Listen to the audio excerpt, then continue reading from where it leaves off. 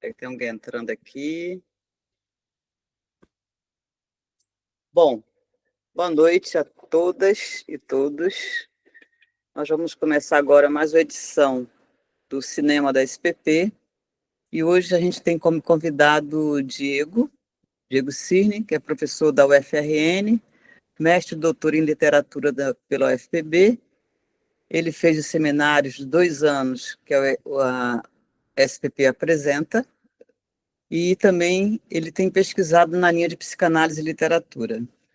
Diego, agradecemos, em nome da SPP, agradeço demais a sua presença aqui, por ter aceitado o convite. Eu tenho certeza que será uma apresentação brilhante. Você pode ficar à vontade para começar. Obrigado, Lúcia. Obrigado pela gentileza do convite. Tenho muito carinho pela SPP e voltar sempre, ou como ouvinte, ou para falar, compartilhar alguma coisa, é sempre muito prazeroso. Agora, sou professor do IFRN, você está querendo me botar na UFRN desde cedo. Foi mesmo, Diego. Desculpa. Bem, gente, boa noite a todos e todas. Como o Lúcio falou, minha área de pesquisa é literatura, e ano passado eu discuti filmes embasados em obras de Jorge Amado, e esse ano estou trazendo um livro embasado em Clarice Lispector, para eu poder também trazer um pouquinho para o meu lado, né, de pesquisa. Então, vou compartilhar aqui uns slides para a gente ter um cerne.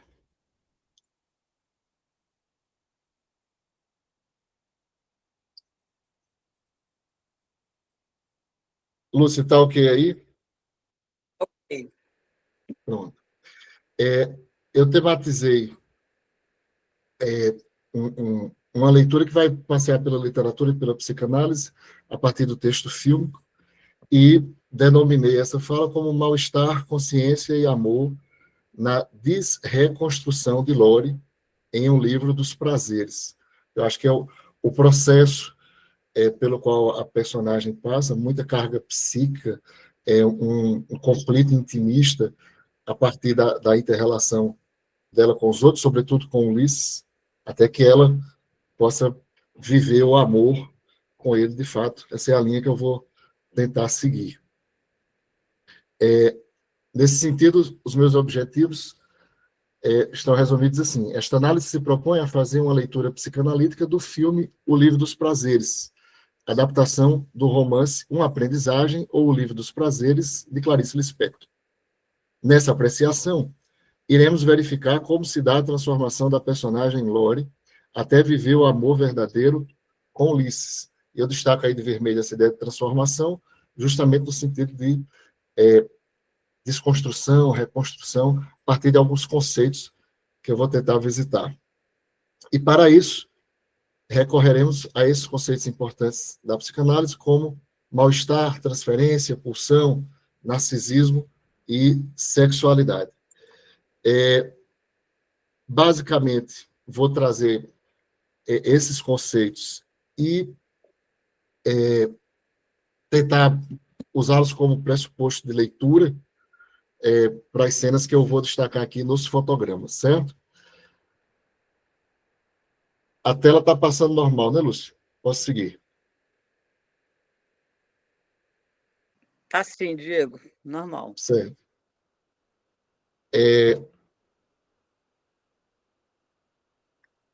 Sobre a obra que a gente vai tratar, como eu disse, de início é um romance que vai ser adaptado para um texto fílmico. E, a partir disso, existem algumas particularidades, né? Eu gostaria de começar contextualizando o romance de Clarice Lispector. É uma obra que eu gosto muito, indico muito que as pessoas me perguntam o que ler de Clarice Lispector. Acho que é uma leitura inicial bastante interessante para se entender o estilo literário de Clarice. O título do romance é Uma Aprendizagem ou Livro dos Prazeres, é um romance de 69. O filme usou só o livro dos prazeres, né? Mas quem assistiu ao filme vai lembrar que uma das partes do filme é denominada lá como uma aprendizagem, fazendo uma referência intertextual ao título original. Clarice Lispector, na historiografia literária, pertence à chamada geração de 45, e ela representa muito bem a incursão da temática feminina, a autoria feminina, tratando da temática feminina na literatura brasileira, e foi um marco importante nesse sentido, sempre com muito intimismo, com muitas questões psicológicas, desenvolvendo muito esse universo do pensamento a partir de fluxo de consciência e outros recursos literários para a amostragem da psique das personagens que protagonizam suas histórias. E aí é sempre um caminho muito bacana para a gente discutir psicanálise, né? A partir dessas perspectivas. A obra dela também tem muito a ver com misticismo e uma experimentação formal própria da arte moderna que ela representa, de que ela faz parte, e que o próprio filme mantém. Já eu vou chamar a atenção disso, que eu acho um aspecto interessante do filme. O filme, O Livro dos Prazeres, foi produzido de 18 para 19, e a data de lançamento oficial é 22 de outubro de 2020, lá no Globoplay. Bota como 21, acho que é porque é desse final de ano. É um filme dirigido brilhantemente por Marcela Lorde e adapta o romance de Clarice Lispector. Muda algumas coisas, mas é isso que eu queria discutir aqui na sequência. É uma adaptação, né, da obra, e aí quando a gente visita a teoria literária voltada para adaptação, ou a teoria que trata de cinema, de textos fílmicos, é outra obra que surge da obra original, com outras intenções, com outros sentidos, e me chama muita atenção como ela atualiza algumas questões envolvendo a personagem Lori, inclusive falando de contexto político, marcando bem a época do filme. Feito esse preâmbulo, destaco aqui que eu sempre jogo importante a metodologia, né? Em Teoria da Literatura, uma introdução, Terry Eagleton diz que a crítica literária psicanalítica pode estudar o autor, o conteúdo, a construção formal e o leitor. E dentro desses 4 vieses, segundo ele, de estudos literários com pressupostos da psicanálise, eu destaco 2: o conteúdo, a construção formal. Então, a gente vai fazer uma análise do enredo e a partir da construção estética mesmo da personagem Lori ao longo do filme. Trago também Ana Cecília Carvalho, na pergunta que ela faz: é possível uma crítica literária psicanalítica? Abre a possibilidade de uma crítica psicanalítica sem fazer dela um instrumento diagnóstico. Ou seja, eu não estou aqui querendo colocar Lori no divã. Eu quero apenas destacar como alguns conceitos, dentro dessa leitura que eu estou propondo, parecem constituir a construção formal da personagem. Pois será no trabalho de transformação efetuado no registro simbólico do qual faz parte a linguagem literária que o escritor teria conseguido ingressar em uma rede de compartilhamento intersubjetivo. Então, se é intersubjetivo, é passível de análise à luz da psicanálise, claro, mas tudo no plano do simbólico, que ela fala do literário, e, nesse caso, além do literário, o cinematográfico, de forma geral, o artístico. Então, esse é o método que eu proponho para a gente conversar aqui.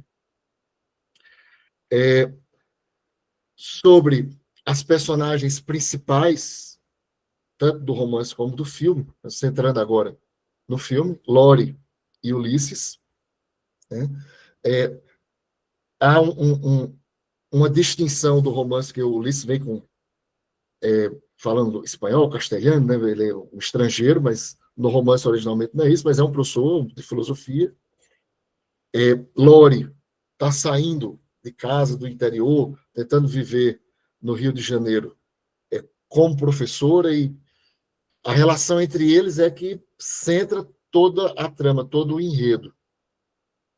Embora eu reconheça que no filme não há tanta a dimensão de Ulisses como há no romance, mas ainda defendo que é o plano central do texto, essa história conturbada entre Lore e Ulisses. Chama a atenção aqui para o nome Lore, né, que vem de Loreley. Inclusive, tem uma cena do filme que Ulisses explica ela. Ilustro aqui com a estátua de Loreley, no Vale do Rio Reno, na Alemanha. Há duas versões para essa personagem, que ela é uma jovem que de sofrimento amoroso cai no rio, e que ela é uma sereia que fica nesse rochedo. Havia muito acidente de navio, então entra naquela ideia da sereia que encanta e distrai os navegadores com o seu canto. O nome dela traz esse sentido, e eu destaco aqui algumas coisas. O nome Ulisses tem muito a ver com as sereias quando a gente faz alusão à origem do nome com o personagem clássico, né? Lá da Odisseia, de Homero. No canto 12 da Odisseia, você tem um episódio maravilhoso que Ulisses, para passar incólume pelo canto das sereias, tem uma estratégia, né? A sua grande arma é a inteligência. Ele manda os demais que estão em seu navio taparem os ouvidos com cera, e ele vai deixar os ouvidos destapados, mas pede que alguém o amarre, porque ele quer ouvir o canto das sereias, mas não se deixar seduzir de maneira definitiva e mortal por esse canto.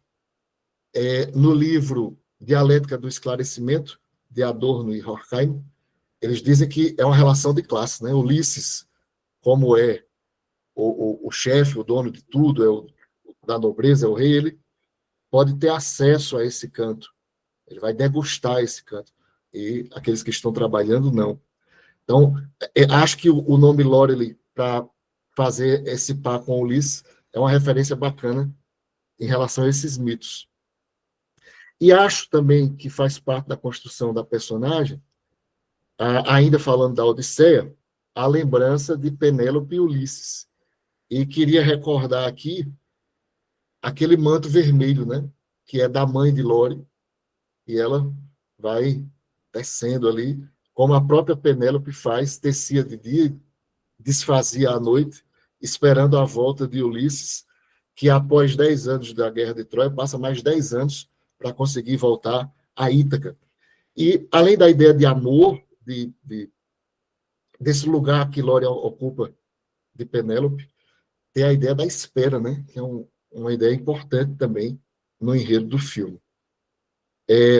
Trago aqui, para iluminar um pouco essas minhas falas acerca dos nomes das personagens, alguns fotogramas, né? Nessa cena, que eu destaco aqui, Ulisses vai contar a Lore justamente o mito de Loreley.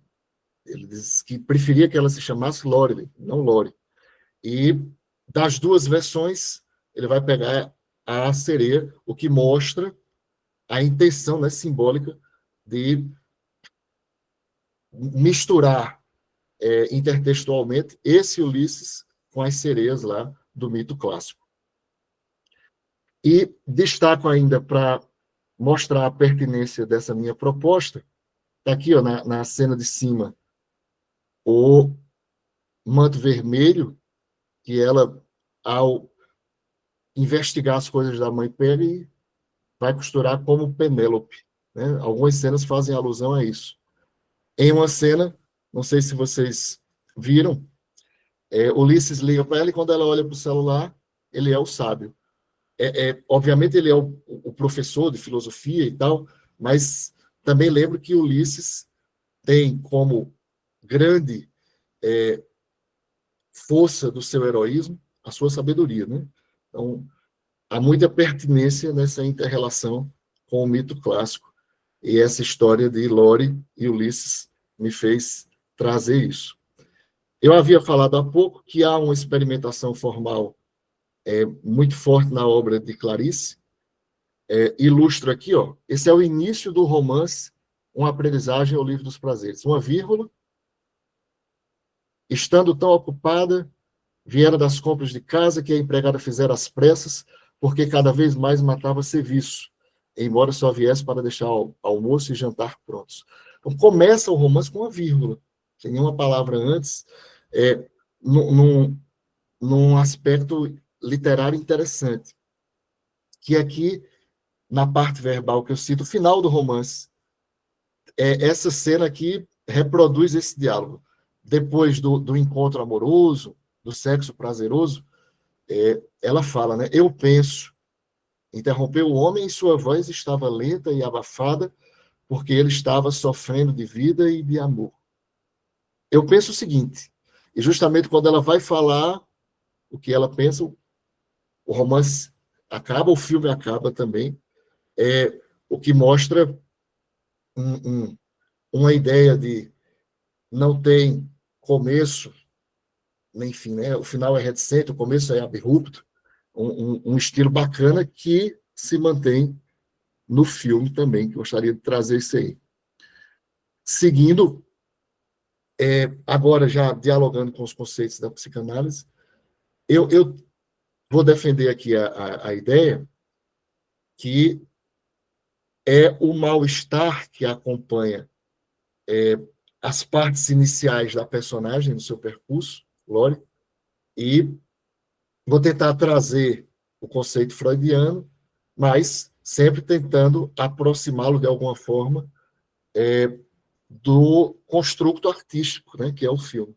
Então, metodologicamente, é o corpus, né, o filme sobre o qual a gente está se debruçando, que traz a teoria e não o contrário, tá? Pelo menos nas pesquisas desse campo de literatura e psicanálise que eu estou propondo a compartilhar com vocês a partir do filme. Visitei o mal-estar na civilização de Freud e vou trazer 3 excertos. É bastante concebível que tão pouco o sentimento de culpa produzido pela civilização seja percebido como tal, e em grande parte permaneça inconsciente, ou apareça como uma espécie de mal-estar, uma insatisfação, para a qual as pessoas buscam outras motivações. Ele vai discutir a cultura, a educação, a formação do superego, né? Mas eu destaco aqui essa ideia. O superego vai agir nesse plano inconsciente, de fato, com os recalques, censuras, etc., mas a manifestação externa do mal-estar é que eu acho que marca bem a personagem a partir de questões de educação, de questões familiares, da interação dela com o mundo, ela parece estar sempre insatisfeita. Trago outro excerto ainda de Freud. A inclinação à agressividade contra o pai se repetiu nas gerações seguintes. O sentimento de culpa também persistiu, cada vez mais fortalecido por cada parcela de agressividade que era reprimida e transferida para o superego. Ora, penso eu, finalmente podemos aprender 2 coisas de modo perfeitamente claro. O papel desempenhado pelo amor na origem da consciência e a fatal inevitabilidade do sentimento de culpa. Então, discute ainda as questões do superego, as questões da culpa proveniente desse processo de mal-estar, mas destaco aqui a ideia de agressividade contra o pai. Freud vai desenvolver isso de algumas formas, né? Ao complexo de Édipo, ele vai ligar algumas vezes sua fala. Tem um momento do texto que ele fala em relação à religião, por exemplo, Jesus Cristo seria a ilustração perfeita da morte desse pai, esse desejo de matar o pai. E, embora Lore tenha uma relação problemática com o pai, lembra o diálogo dela com o irmão, isso fica muito sublinhado, mas acho que também, no caso dela, tem uma relação com a mãe, que eu vou tentar desenvolver mais depois, que parece ter a ver com esse mal-estar. Isso acaba reverberando no amor, na formação da consciência, e essa ideia de consciência, que eu também destaco como uma palavra-chave, é importante no filme. Venho aqui a um terceiro e último excerto do Mal-Estar na Civilização, uma nota de rodapé, está lá na edição da IMAB. Freud diz: assim, a consciência faz de todos nós covardes. E ele está citando aqui Hamlet, né, de Shakespeare. Mas a ideia da consciência que é acovarda é uma ideia importante. E eu invoco aqui, por exemplo, como o Lore tem medo de experimentar algumas coisas como o mar. Isso vai se resolver lá no final. Mas é simbólico, é existencial, não é só físico, né? Que a educação dos jovens, nos dias de hoje, lhes oculta o papel que a sexualidade desempenhará em suas vidas, não constitui a única censura a qual somos obrigados a fazer contra ela. Seu outro pecado é não prepará-los para a agressividade para a qual se acham destinados a se tornarem objetos. Ele está falando aqui de educação, ele está falando da questão da sexualidade, que não é tratada devidamente pela educação, seja ela cultural ou familiar, a censura marcando, e ao longo do filme a gente vê como a sexualidade em Lore é problemática. No final ela vai ser mais fluida, mas acredito que isso também tem a ver com esse mal-estar existencial dela, da forma como ela interage com a sua realidade. A sugestão de consciência é importante no filme, a meu ver, a partir dessa cena, logo no início do filme, ela vai assistir a uma explanação de Ulisses, a uma aula, alguma exposição acadêmica que ele está fazendo, e no meio de sua fala ele cita a importância da consciência de existir. Quando ele desafia Lore, no filme, ele vai dizer a ela assim: eu quero você de corpo e alma, você não é inteira. Mas no romance, além disso, ele gostaria que ela tivesse essa consciência. E é por isso que eu estou defendendo aqui a ideia que ela tem uma consciência problemática de mal-estar, de insatisfação, de recalques, e como ao longo do filme ela vai desconstruindo essa consciência existencial para construir uma nova, e aí sim poder viver esse amor com Ulisses. Ela se encanta com Ulisses, né? Inclusive, eles vão transar aí após essa aula, é o início da inter-relação entre eles, que já a gente volta a ela. É uma relação bem problemática, de ausência, de alguma toxicidade, de sexo, de saídas, de falas amorosas. E eu trago aqui para a gente discutir algumas coisas que Freud destaca sobre o narcisismo, uma introdução.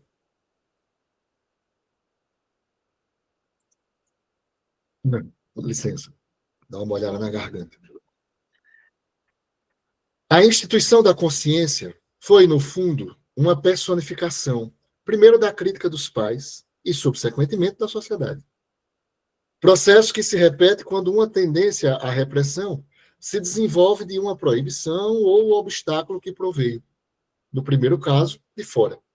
Então, veja, Freud está discutindo consciência para discutir narcisismo, fala das questões das censuras, da educação familiar, dos recalques, das repressões. Depois do processo social, que tem a ver um pouco com o que ele discutiu lá, tem a ver expressivamente, né, com o que ele discutiu no Mal-Estar na Civilização, com essa tendência à repressão, proibição, obstáculos, e como isso vem de fora para dentro, né? Então, vou chamar a atenção aqui já nessa consciência a priori problemática de Lore e como parece ela ser proveniente dessa relação externa para o interno, certo? Seguindo, destaco aqui, não está certo, como ela parece estar incomodada, e é um incômodo existencial, para usar o termo que Freud citou, uma insatisfação, um mal-estar existencial, desde o início. A primeira cena, ela acorda com calor na cama, se remexendo, inquieta, e ao longo do filme ela vai ter vários problemas em casa, né? Falta energia, tem um problema com a água, então aquele lugar é um lugar de incômodo, um não lugar, de certa forma, do ponto de vista psíquico, de sua experiência existencial. Acho que isso tem a ver com o familiar. E trago aqui como esse apartamento da mãe, ela vai investigando as coisas da mãe, esse diário da mãe, aquele manto, vai descobrindo, compartilha com seus alunos, e parece que ela ressignifica a mãe e vai ressignificar a si mesmo, superando provavelmente aquele mal-estar de início da sua formação familiar. Eu acho até interessante aqui que, na minha leitura, a foto da mãe dela jovem é uma homenagem a Clarice Lispector, é a foto de Clarice Lispector. Procurei aqui na internet para achar a foto, achei Clarice jovem próxima disso, mas vou sugerir aqui, não vou afirmar, eu acho que é uma homenagem que faz a Clarice. Ainda nas relações familiares, eu uso aqui um outro fotograma. O irmão tenta falar com ela a priori, né, numa chamada pelo computador, ela não segue aquilo, fecha o computador, ele acaba indo visitá-la. Há um nítido bloqueio entre ela e o irmão, por exemplo, que o irmão trai a esposa e ela não gosta, o irmão quer que ela namore com alguém, tem a questão da herança. No romance até mais, mas no filme aparece um pouco o incômodo dela um pouco com a questão social. A família parece ter dinheiro, né? Está num apartamento na beira da praia do Rio de Janeiro, tem propriedade no interior.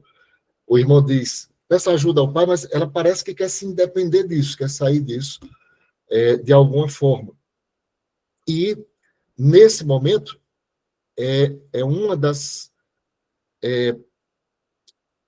maneiras que a cineasta vai atualizar o enredo do romance no filme. Não sei se a gente recorda, nesse momento ela fala de uma mágoa com o pai, de uma mágoa, ela fala com o irmão, melhor dizendo, uma mágoa dela do pai, porque o pai votou naquele cara. Eu não aceito que ele votou naquele cara. Quando você contextualiza, provavelmente ela está se referindo a Bolsonaro, né? Então, há uma questão do mal-estar nas relações políticas. Eu confirmo isso. Não sei se vocês recordam. É quando ela vai à casa de Ulisses e fica do lado de fora esperando que até sai um aluno dele de dentro da casa. Quando você vê lá a perspectiva, a fotografia da cena, tem lá no poste Lula livre. Então, ela traz o contexto político para cá de algumas formas, atualiza.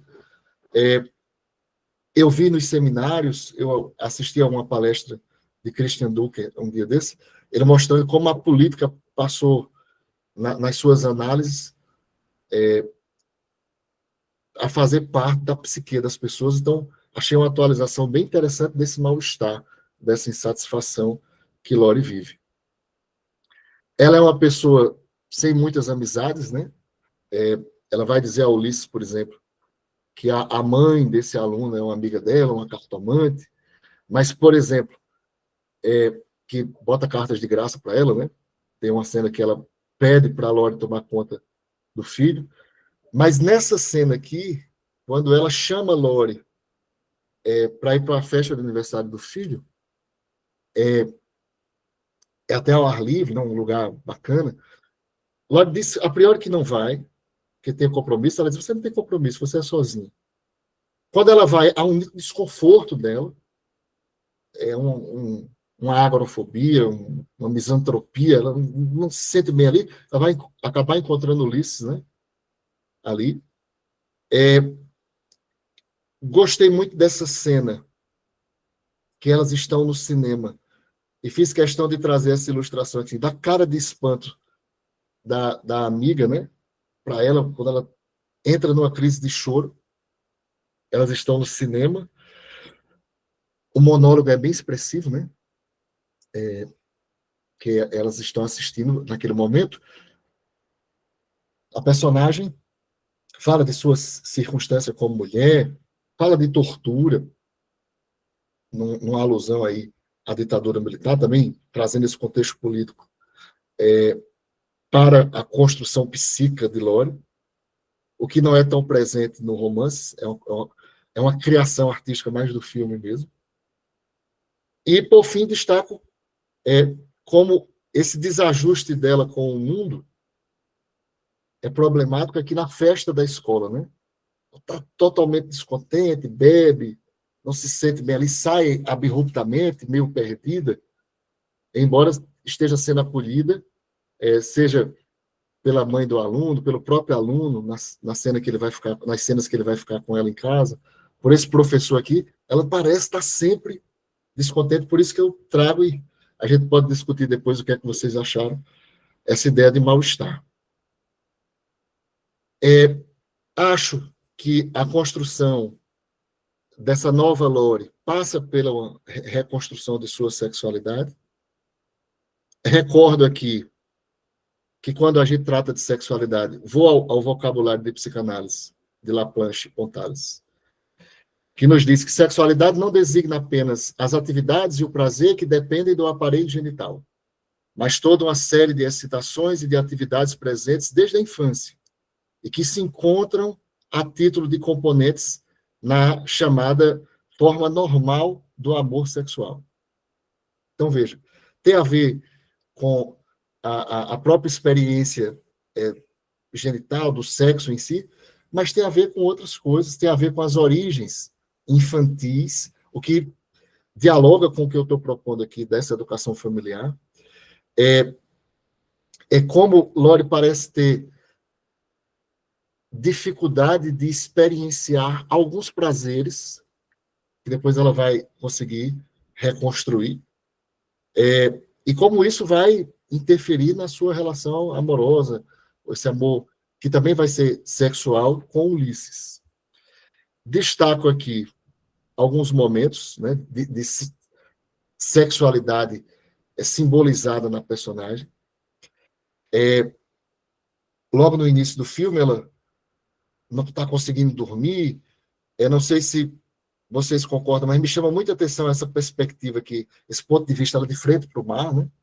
Incomodada e parece fazer contato com alguém, aí transa com esse homem.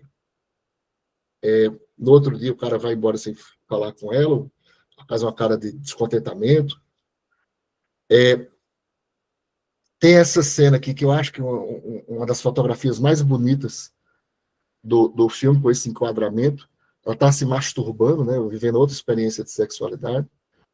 E esse jogo com os espelhos aqui é fantástico, né? Porque você tem a Lore aqui se tocando e mais 6 Lores refletidas aqui, ó. 1, 2, 3, 4, 5, 6. Essa simbologia dela aparecendo 7 vezes, se tocando, buscando prazer narcísico nela mesma, é uma experiência de sexualidade que eu acho marcante também no filme. Ela vai viver também uma experiência homossexual, além daquela transa com o Ulisses, nesse processo de desconstrução e reconstrução. Parece ser uma personagem como este homem aqui, que não aparece mais, mas mostra como ela vai experienciar a sexualidade de várias formas no filme, no seu trajeto. Lukács fala em romance de formação.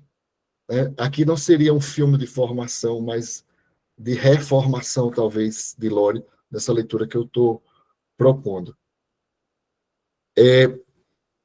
Visitei a sexualidade feminina de Freud, com todas as vírgulas, né, que a gente faz esse texto. Estou lembrando aqui, viu, Lúcia, do seminário com o Fernando, né? Fernando com a sua didática maravilhosa e aquele jeito sarcástico dele. Quem é Freud com seu pênis para falar de sexualidade feminina? Então, essa problematização é necessária, mas tem um trecho aqui que eu queria trazer para a nossa discussão. Uma hostilidade que se desenvolve na criança em relação à mãe, em consequência das múltiplas restrições impostas por esta no decorrer do treinamento e do cuidado corporal, e que o mecanismo de projeção é favorecido pela idade precoce da organização psíquica da criança. Né? Achei interessante, porque traz a ideia da mãe, traz a ideia da educação familiar, da formação dela, e como ele vai desenvolver um pouco essa relação do medo de que a mãe mate a criança e tal, que a criança tem, mas a circunstância como uma origem possível desse mal-estar dela, vivido na sua sexualidade, mas que eu leio assim, ela vai conseguindo ressignificar, até mesmo quando ressignifica a relação familiar a partir da mãe que ela descobre, né? Que ela não parece não conhecer antes disso. Mostrando esse desconforto no campo da sexualidade, recorda essa cena aqui, né? É o professor da escola, depois da festa, ele dá uma carona a ela, eles acabam transando, mas enquanto você tem uma cara de gozo nele, você tem uma cara de descontentamento, de desconforto dela, bem marcante no primeiro plano, para fazer esse contraste, e esse desconforto é tamanho que ele resulta no vômito dela, né? Então, é um mal-estar, até, de certa forma, lembrando aqui do poema A Flor e a Náusea, de Drummond, devo seguir até o enjoo, então parece que é um mal-estar fisiológico, né, sartriano, nesse momento, que ela vai lá e vomita depois dessa experiência que passa pela sexualidade que não lhe é aprazível, de forma alguma. A partir daqui, eu vou centrar na inter-relação dela com Ulisses. Lúcio, estou aqui já nos minutos finais da apresentação, para a gente abrir para discussão, tá?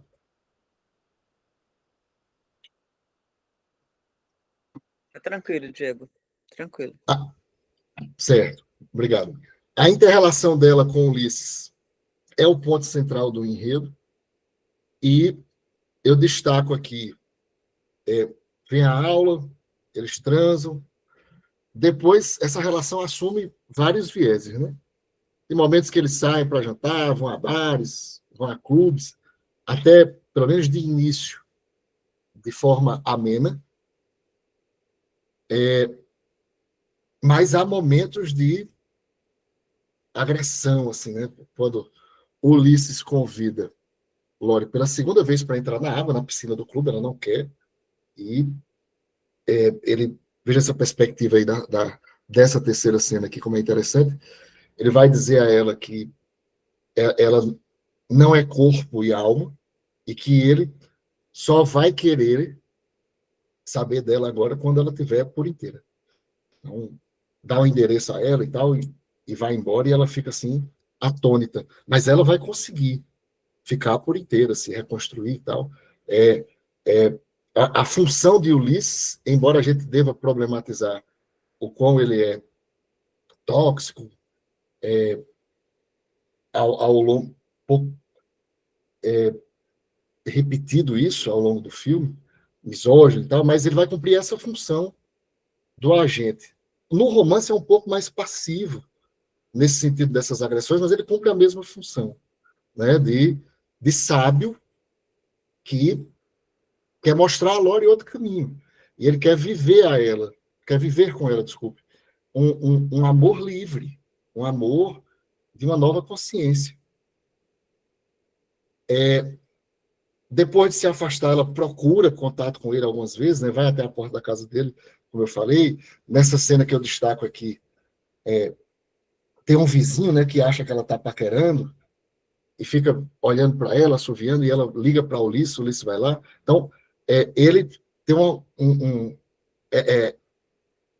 viés bastante pluralizado nessa inter-relação com ela, mas ela vai, de fato, mudando. E eu trago aqui primeiro uma ideia chave, como eu citei. Quem é esse Ulisses em alguns momentos, querendo que Lore entenda a vida de forma diferente, se recompreenda, seja mais fluida, se liberta. Então, trago aqui um conceito de transferência de Freud,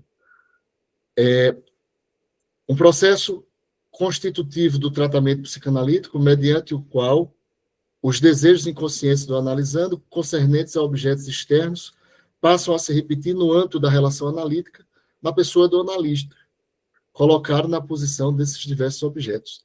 O dicionário de psicanálise vai tratar, assim, do conceito de transferência, vai definir dessa forma, e é claro que Ulisses não tem uma relação analítica, ele não é um analista dela, mas que essa relação de desejos, de posição de objetos a partir de Ulisses, dessa confusão, dessa inter-relação com ele, isso é pertinente, né? No filme a gente vê isso. E Freud, quando fala em transferência positiva, diz que a negativa é aquela que provoca resistência, né? Que atrapalha a, a, a própria fluidez da terapia, está lá no texto da dinâmica da transferência, mas ele fala de uma transferência positiva. Transferência positiva é ainda divisível em transferência de sentimentos amistosos ou afetuosos, que são admissíveis à consciência, e transferência de prolongamento desses sentimentos no inconsciente. Com referência aos últimos, a análise demonstra que, invariavelmente, remontam a fontes eróticas.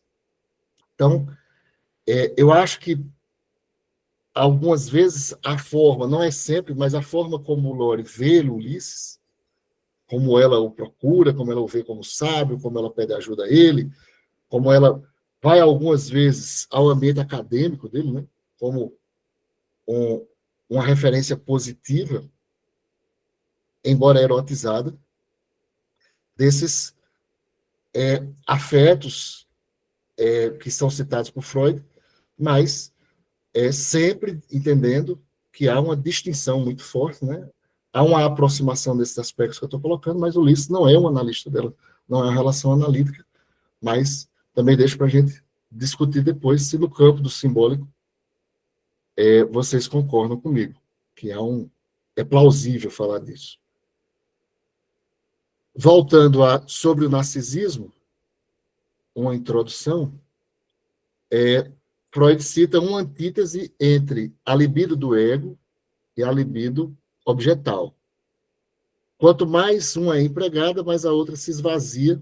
E eu acho que essa é a antítese do estado de Lore inicial, né? Uma libido conflitante entre o objeto amoroso, entre ela mesma. Freud ainda vai nos dizer: é verdade que um verdadeiro amor feliz corresponde à condição primeira na qual libido objetal e a libido do ego não podem ser distinguidas. Eu tenho a impressão que quando Ulisses manda ela se equilibrar, esse desajuste também que constitui Lore. O amor feliz, ou seja, quando ela estiver pronta para o amor, é quando essa relação entre o objeto amoroso e o próprio ego do campo da energia libidinal está equilibrada. E é isso que a gente vai ver lá no final do filme, né? Lore não é mais objeto dos ensinamentos de Ulisses, por exemplo. É um sujeito que fala, que o interrompe, porque parece que essa energia libidinal, essa relação narcísica está mais equilibrada nessa nova Lore que surge na parte final do enredo. Diz Freud ainda, o estar apaixonado consiste num fluir da libido do ego em direção ao objeto. Tem o poder de remover as repressões e de reinstalar as perversões. Exalta o objeto sexual, transformando-o num ideal sexual. Então, vejam, ele fala de amor feliz, ele fala em paixão, e na parte da paixão é o que Lore vai viver com Ulisses. Eles fazem sexo 3 vezes seguidas, né? Ali o filme se encerra e aquelas cenas ficam ali num recurso bastante bacana para a gente entender como essa relação sexual de Lore com Ulisses agora é diferente. Vou tentar até ilustrar isso aqui. Ó, né? É amena, o rosto dele não é mais agressivo, é ameno. Ela não tem mais essa ideia de mal-estar que a acompanha de início, de solidão. Então,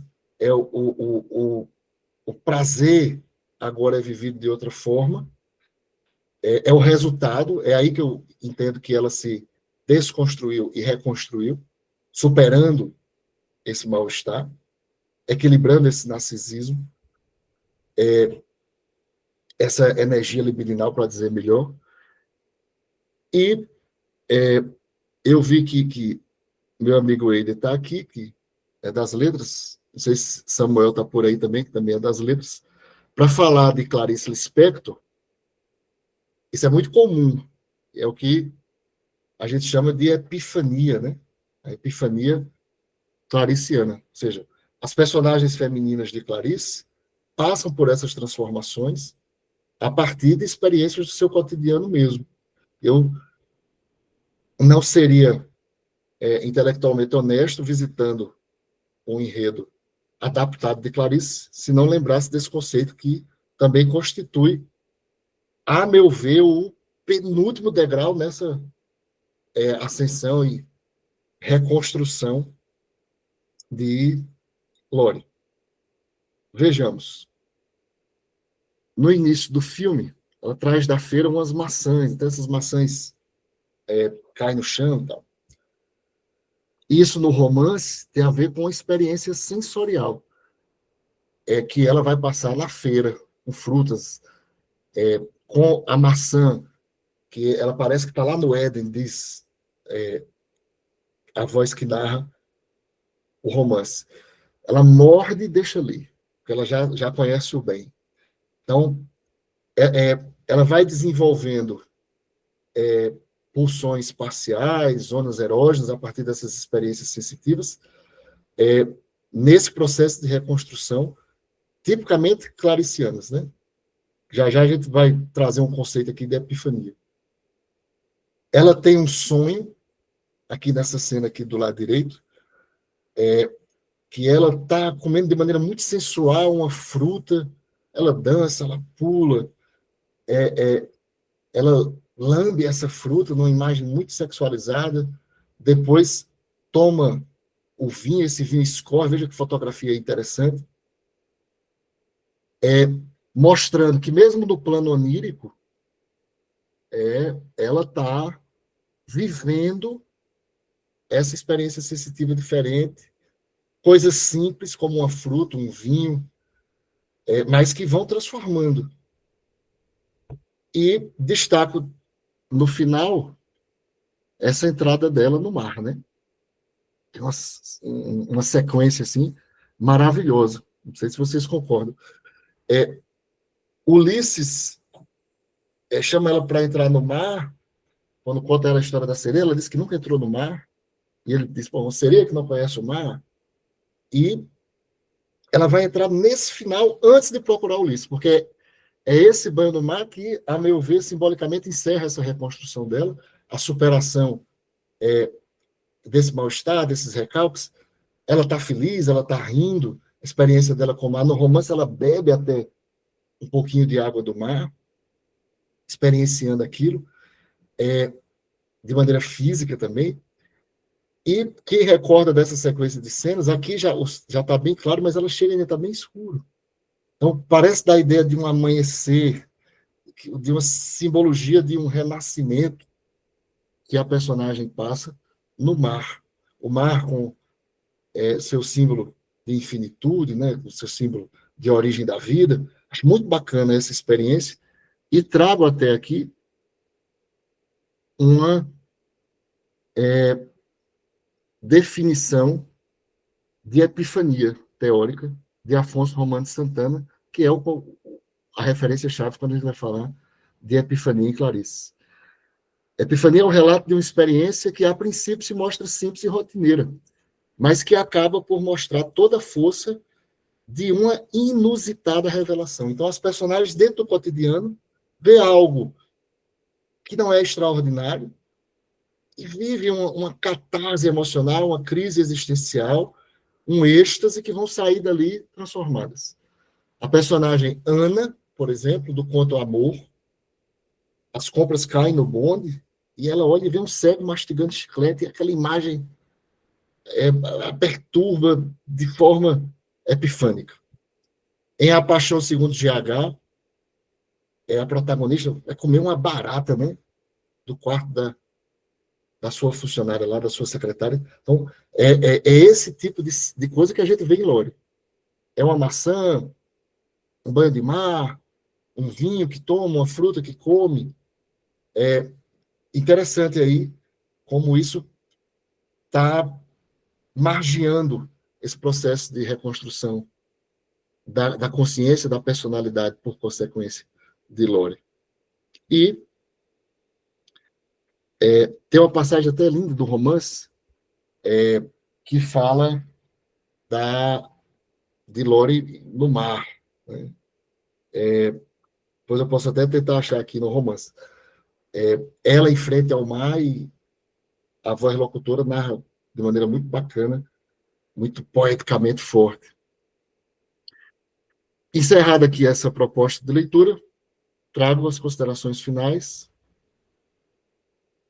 Verificamos como os elementos textuais mostram a centralidade das questões psíquicas na desreconstrução de Lore, até que ela alcance a liberdade e a consciência plenas e possa viver o amor com Liz. Então, eu compreendo que essa amostragem rápida, curta, tem um sentido linear para mostrar que realmente essas questões psíquicas de desconstrução e reconstrução em Lore são importantes até ela se libertar com a nova consciência, até ela poder, no final do filme, projetar, o final é reticente, né, para projetar esse amor feliz. Ela vai viver a partir dali. De igual modo, frisamos que a análise das obras de Clarice Lispector contribui para o desenvolvimento e o estabelecimento acadêmicos da crítica literária e cinematográfica de viés psicanalítico. Né? É um bom campo de estudo para quem quer pegar a psicanálise para discutir a literatura pura, como eu, ou como a gente está fazendo aqui agora, discutindo cinema. Outras obras de Clarice foram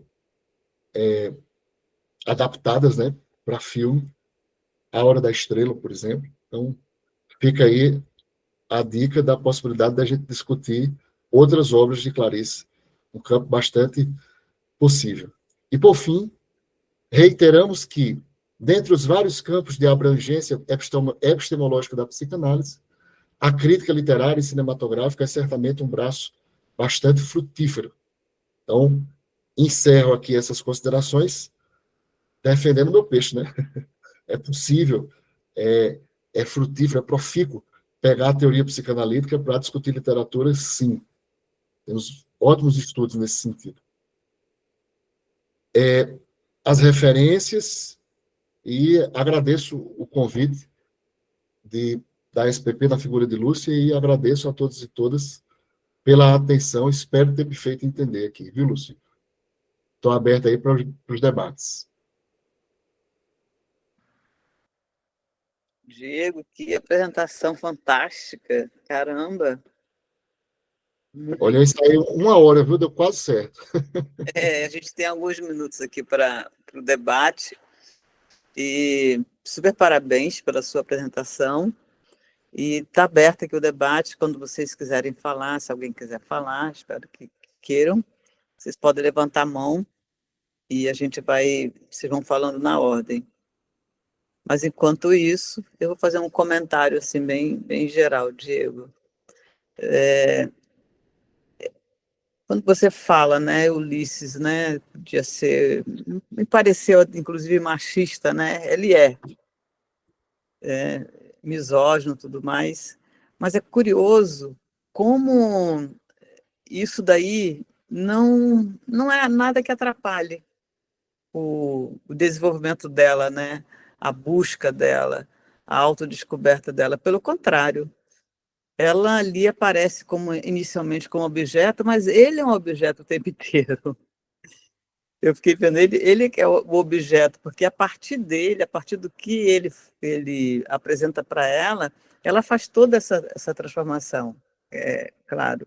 Quando você fala na transferência, de fato, eu também percebi a transferência, que a transferência não se faz somente no contato analítico, né, com o seu analista, mas a transferência com alguém que exerce determinada autoridade. E, naquele momento, ele era o professor, ele exercia essa autoridade.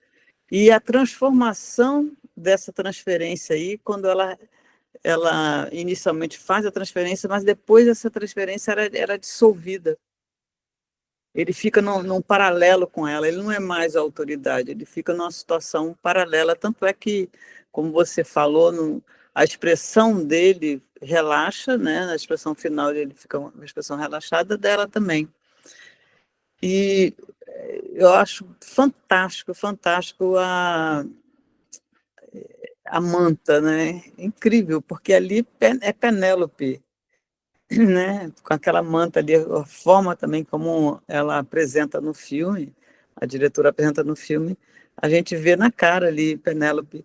Mas enquanto Penélope ficava ali tecendo, né, destecendo aquele manto que ela estava construindo, ela estava ali esperando Ulisses, né? E eu vi uma crítica um dia desse, que alguém falando: caramba, ela espera aquele amor e ele faz mil sacanagens com ela, trai e tal. Não, ela é fiel a ela própria, o que eu vejo na Penélope. Ela é fiel ao amor dela, o que ela não queria viver. Ela mantém bem, de forma bem contundente o desejo dela. Ela é dona do desejo dela. E assim também a Lore. Lore não está esperando por Ulisses. Aquele manto, olha, parece que não está esperando, ela está esperando por ela própria.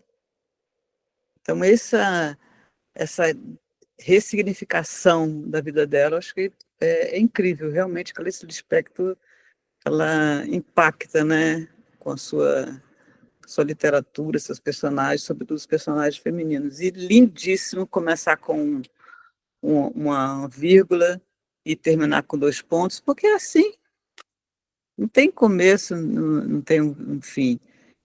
Embora ali naquela cena ali do mar, eu fiquei pensando, é recomeçar o novo.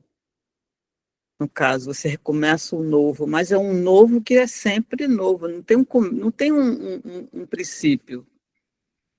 É tudo dentro de um tempo, né? Assim como o nosso inconsciente, não tem um passado, um futuro, não tem. O inconsciente não reconhece o tempo. E dessa forma também acho que é a vida. Bom, gente, estou esperando vocês levantarem a mão, estou falando aqui. Lúcia, eu queria só ilustrar, essa parte do maior, eu concordo com tudo que você colocou. Quando eu falei assim, a ideia de espera é uma ideia importante, mas mais do que, a meu ver, ela esperar por Ulisses, parece que Ulisses espera por ela, né, nesse sentido. Da transformação, e eu vou estar lá esperando, quando você quiser, você vai me procurar, e o tempo é o tempo dela, né? O tempo que ela precisa para se ressignificar. Eu vou colocar aqui no chat, dava só um pouquinho, tá? Licença. Para quem quiser ler, é o trecho do romance quando ela está em frente ao mar. Há uma cena muito próxima disso, ela, antes de entrar no mar, de frente ao mar. Aí estava o mar, a mais ininteligível das existências não humanas. E ali estava a mulher, de pé, o mais ininteligível dos seres vivos. Como o ser humano fizera um dia uma pergunta sobre si mesmo, tornara-se o mais ininteligível dos seres onde circulava sangue, ela e o mar. Acho muito bonito esse trecho, como tem a ver com essa questão existencial, né, que ela vive, e a forma poética maravilhosa. Que eu achei que tinha botado no slide, queria compartilhar aqui. Desculpa, Dalva. Não, Diego, de jeito nenhum. Boa noite. Eu cheguei toda atrapalhada, tentei pôr a mãozinha, botei carinha chorando, mas não era isso. Era uma palminha, né? E depois a minha mão para falar. Diego, inicialmente, é, muito obrigada, né? Em meu nome, em nome da SPP, né? Como Lucinha já disse, pela sua presença, uma análise maravilhosa. Eu achei interessante, agora começando do final, né, que você coloca, Lucinha coloca esperando, né, ela estava esperando por ela, mas aí você traz o Ulisses e também fala, mas ele também estava esperando por essa revelação, né, que ela aparecesse de alguma forma. E, e aí eu fiquei pensando que, na verdade, era assim, eles dois estavam em momentos mais ou menos harmônicos, assim, em termos de espera, de procura, né, por uma relação, por algo que se sustentasse no tempo, né. Você trouxe um monte de coisas e foi maravilhoso, então eu vou achei interessante quando você fala de adaptação, né, a adaptação, eu estava lendo alguma coisa sobre isso, e aí fala eh, até da configuração geográfica do Rio, algumas imagens mais novas, né, na adaptação do cinema. E, na verdade, o interessante da adaptação é porque tem sempre a ver com o olhar, não é, esse olhar que vai reinterpretar, né, vai dar uma nova roupagem à cena. Análise cotidiano, né, quer dizer, eu fiquei pensando quando que a gente começa a ver que no relato, né, quando você falou do Duncan, que traz, que está invadindo, né, a questão de tudo que a gente tem passado tem entrado muito no cotidiano, no relato, na narrativa, nas análises. E é interessante porque uma sessão de análise é o cotidiano, né? É, algumas pessoas. E aí tem uma compreensão, assim, diversificada sobre isso. Ah, mas falar do cotidiano, você está em análise? Algumas pessoas precisam entrar falando do cotidiano para se sentirem ancoradas na realidade, né. Então, é muito interessante, porque esse dia a dia que a gente vive, ele vai entrar no cotidiano de alguma forma, metaforicamente, ou então de uma forma muito real no relato, né. Eh Eu achei fantástico quando você disse, né, o desajuste a constitui, né, porque era o que sustentava ela, essa caminhada, né, como você fala, de uma reconstrução. E para ter essa reconstrução, né, não é do nada, é a partir de algumas desconstruções, mas também na desconstrução, eu imagino que não possa ficar esse escombro, né, tem que vir uma promessa de uma nova construção. E aí nunca é completamente novo, né, é em cima de algo que é reinventado, né. Bem rapidinho, estou terminando. A transferência, como Lucinha lembra, que está em todas as relações, né, a diferença da transferência na análise é porque é analisada, mas a gente está o tempo todo transferindo, né, esse lugar de um amor, de uma admiração, de uma raiva, de alguma coisa. Bom, tem muita coisa, mas eu terminaria, terminaria não, mas eu daria um tempinho para falar da cena do espelho, que eu achei fantástico quando você trouxe, porque a impressão que me. É uma cena belíssima, mas eu, ao ver a cena, eu senti um pouco de angústia, porque é como se ficasse um eco e não deslizasse, sabe? Fica ali, como. É mais uma dor do que um prazer, assim foi como eu vi. Mas aí eu quero ouvir o que você tem para falar. Desculpem, viu, que eu me alonguei, porque eu me empolguei aqui, ainda tem muita coisa, mas. Eu estava desfrutando a sua explanação maravilhosa. Ô, Diego, foi uma carreira grande. É, e vou botar no meu currículo lá, assim, Lúcia e Daus concordaram comigo em algumas coisas. Há um salvo-conduto aí. É, eu até tive a seguinte impressão no jogo de imagens, aquele número 7 ali que é Sim. cabalístico, né? Drummond tem um poema de 7 faces, né? Então ali são as 7 faces de Lore. Uhum. E como me deu a impressão assim, que algumas faces eram de prazer e algumas faces eram de dor. E tu, pronto. Ao longo da cena, porque eu acho que é o processo mesmo dela, né? De experienciar, mas de estar no campo do mal-estar, do prazer e a insatisfação ao mesmo tempo. Então, é uma cena muito reveladora, eu acho, desse processo. Concordo muito com você. Ok, Marcos. Marco, depois Albérico. Sou eu. Ô, Dalva. Então, o pessoal está me arriscando aqui. Eu acho que não vou conseguir falar nada tão organizado, Eu né? me atrapalhando, né, Marcos? Não, pelo contrário, Dalva. Você está me ajudando a tentar elaborar. Vou tentar com vocês aqui agora, porque eu estou meio perdido também, mas parabéns a Diego, né, que fez uma explanação também muito completa, muito complexa. Mas, assim, para onde me levou, primeiro essa cena do espelho, né, que vocês estavam falando, né? E eu estou lembrando, mais ou menos, vagamente, que essa cena acontece logo depois da primeira declaração de Ulisses a ela num bar. O Ulisses se declara a ela e ela foge desse bar. E foge, vai buscar naquela atitude dela, enfim, é uma coisa ainda que é perturbadora para ela, né? É como uma descarga a partir de uma perturbação que o Ulisses traz a ela num bar. Eu acho que a sequência das cenas são essas, né? Sim. E não sei. E o filme me levou, não sei, assim, do ponto de vista psicanalítico, às teorias da genitalidade, assim, eu fiquei... Porque me parece que tem um eixo central que é a sexualidade da própria Lore, né? E a construção de alguém, né?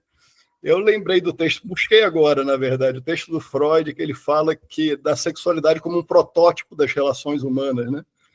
E me parece que o início do filme, as relações dela todas alteróticas, assim, eram com alguém, mas não tinham nem ninguém, né? Era com ela mesma, assim, era uma coisa assim. Eu lembro logo numa primeira cena de sexo dela, o sorriso dela quando percebeu que o outro tinha ido embora, né? Ela, opa, me livrei, né? Não existe um outro, né? E até nas cenas dela dando aula para as crianças, em um determinado momento, uma diretora foi contestá-la nesse sentido, né? Porque ela não falava com as crianças, ela falava de si, ela estava uma coisa confessional ali e tal, então é como se ela não enxergasse o outro, né? Não houvesse uma relação com o outro.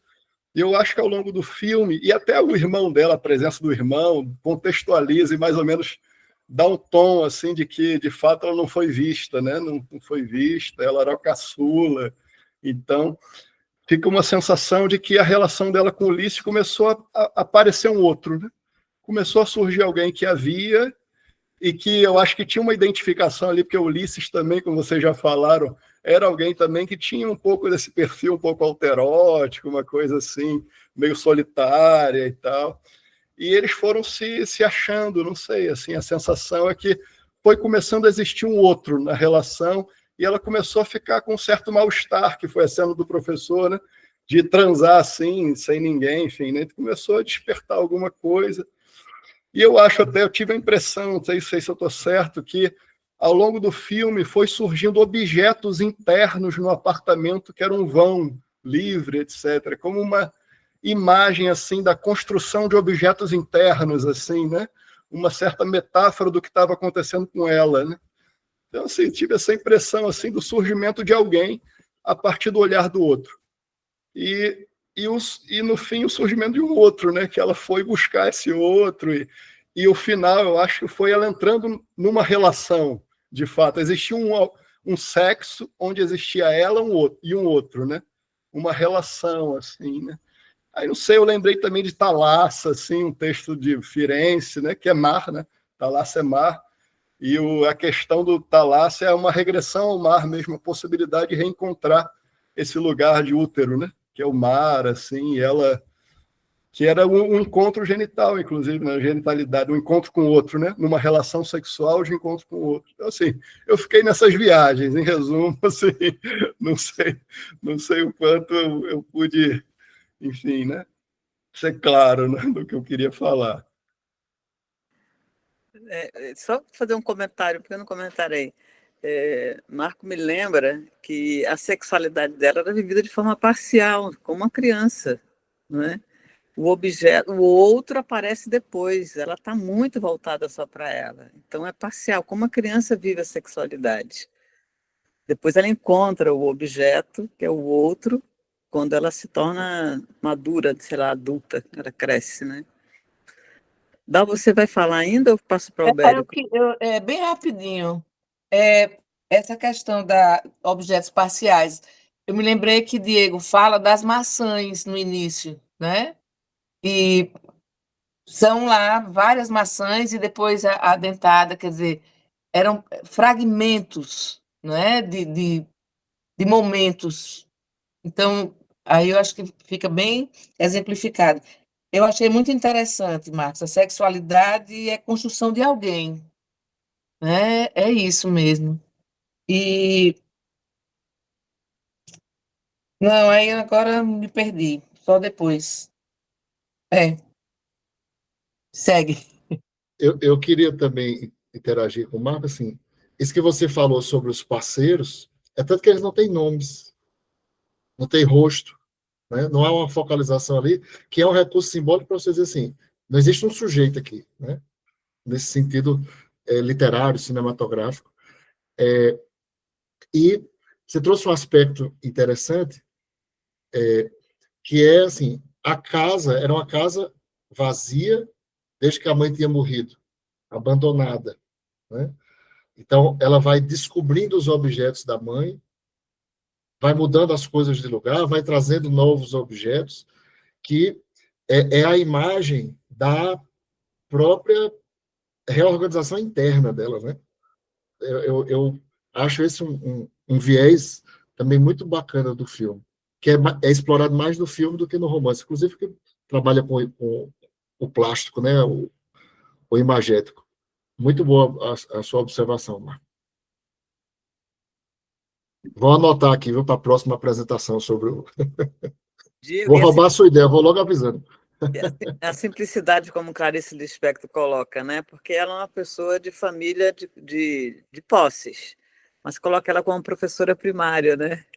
É lindo isso. Albérico. A cena do mar, eu fiz uma analogia com o inconsciente, né?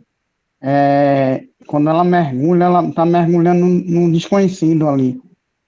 Eu fiz essa analogia, né? E a cena do espelho é quando ela se reconhece inteiramente, né? Não sei se é isso, né? Eu acho que faz muito sentido, né? Porque é ela com ela mesma, né? De várias formas, desse processo que vai se reconhecendo. E essa experiência dela com o mar me dá a impressão que é cronologicamente bem extensa, né? Então ela anda, ela toca, ela mergulha, como eu disse a você, no romance ela bebe a água do mar, e onde é que ela está mergulhando? Acho plausível essa ideia aqui, que é no seu inconsciente que ela está mergulhando e se ressignificando. Uma ótima sugestão de leitura também, Albert. O simbólico é muito assim, né? Na arte, permite a gente discutir várias coisas. Muito bacana.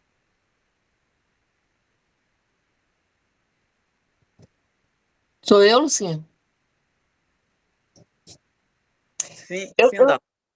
eu só queria complementar a questão Marcos trouxe, né, a questão da casa e Diego complementou com o fato que ela vai trazendo objetos, né? E eu me lembrei de uma definição de Winnicott, né? Que a casa é ambiente de sustentação. Então, à medida que ela vai num, num, num, num caminhar, né, de sentir-se mais segura, habitando um mundo, né, criando uma narrativa ao redor de si, da sua história, encontrando com outro, sendo encontrada, então essa casa se revela como um lugar de sustentação, né? Isso, quando vocês falaram da casa, quando eu disse, me perdi aqui, era isso. Casa, ambiente de sustentação.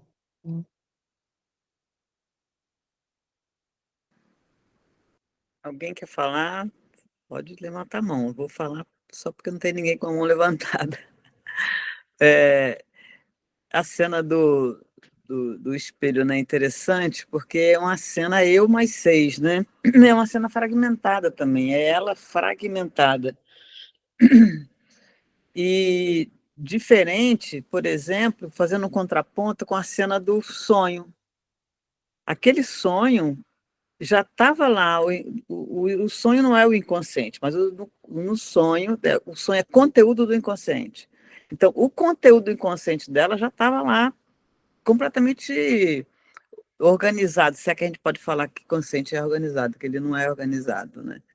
Mas ela já está pronta. Aquele sonho mostra que ela já está pronta, porque já aparece no inconsciente dela aquilo ali, ela inteira, ela feliz, né? Só como um pequeno comentário.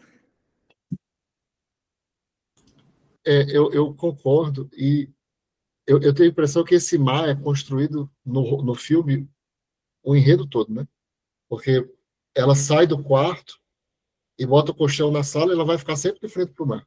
Então, naquela cena que ela está transando com o homem, ela está de frente para o mar. Às vezes ela vai para a janela, e aquilo é incômodo, e aí a sua perspectiva é perfeita, Lúcia, porque quando ela acorda do sonho pronta, vai para o mar. Aquilo que ela resistiu de ir, e nesse inconsciente, nessa infinitude que ela vai visitar, ela se liberta completamente e agora sim, vou para Ulisses, né? Ela vai encontrar com o Ulisses logo depois. São os últimos passos mesmo.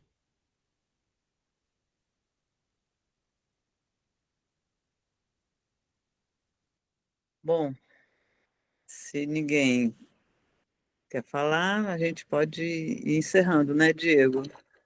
Se você quer falar mais alguma coisa para concluir, a gente encerra. Eu queria só agradecer a você e a Dalva. Quando a SPP me chamar, eu estarei aqui. Quando ela não me chamar, mas quando eu vejo as coisas, eu vou. E sextar com gente querida, com gente boa, falando de Freud e Clarice Lispector, não podia ter programa melhor. Então, queria agradecer a atenção de vocês e esse momento especial. Diego, a gente aqui agradece imensamente a sua participação maravilhosa aqui. E sim, no próximo ano você já está na minha lista. Preparar outro filme.